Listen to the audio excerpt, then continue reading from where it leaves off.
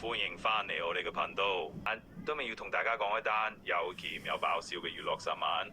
冇錯，就係我哋嘅舞王郭富城，打幾3次正例做爸爸啦，而且又係女。係啦，3個女真係名副其實嘅女兒奴。郭富城同太太方媛結婚8年啦，已經有2個女，而家再添一位趙公主，真係恭喜晒！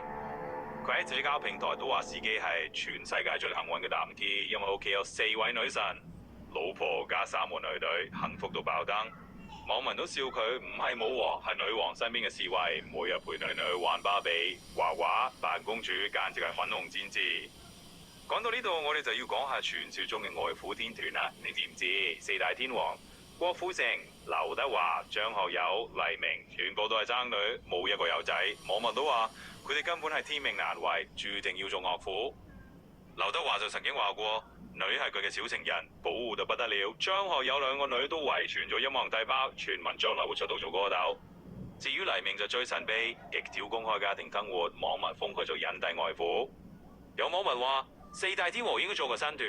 唔好叫4大天王啊，改名叫外父天團，出道唱唔准拍拖。仲有人話佢哋將來可以幫女仔組女團，自己做監製，肯定紅過 Blackpink。如果真係出 MV，畫面一定超爆照。你哋又點睇呢？你覺得邊位天王最有外父 feel？留言話我知啦。如果你都係女兒奴，記得打個 heart 俾我睇下。中意我哋呢啲輕鬆八卦內容，就記得 like、subscribe、share 俾朋友啦。下次我哋再爆多啲血中財物，唔見唔散，拜。